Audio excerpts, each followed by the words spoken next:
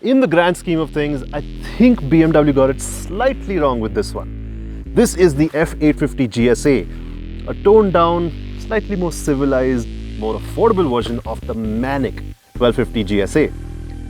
Now here's the thing, when you go down the ladder, aren't you supposed to get less?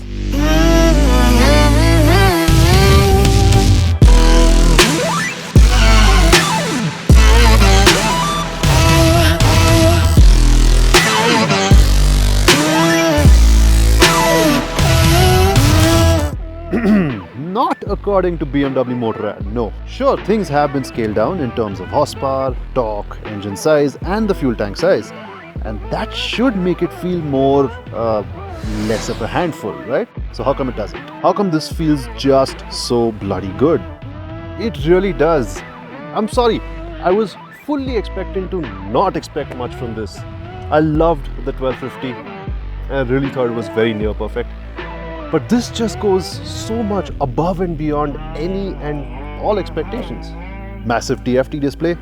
Hello, and we are off. The parallel twin lends it this beautiful, nice bark every time you stab the throttle.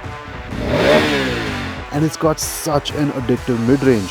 That's where all the action happens. Then there's the fact that this dances around corners. It's not meant to, mind. But how is a motorcycle that weighs in excess of 240 kilos doing this?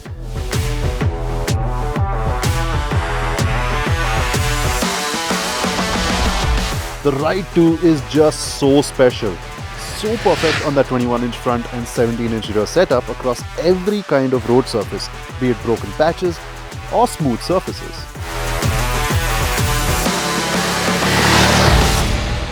Now, this is a great time to explain to you exactly what the difference is between the regular GS and the GS Adventure, which is what we have here.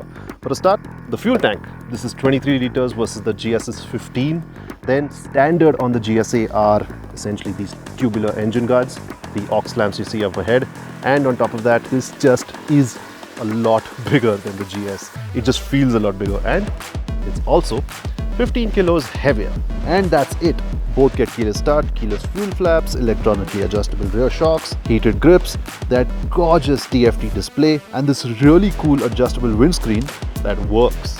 And I mean actually works, unlike some others. It does a great job at wind deflection.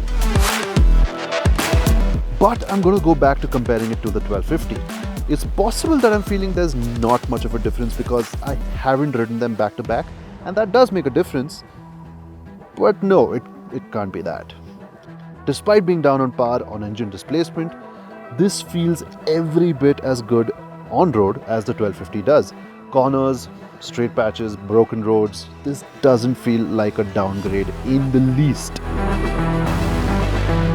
Okay, sure, the 850 has a tendency to stall at lower revs, but that's really rare if I'm honest.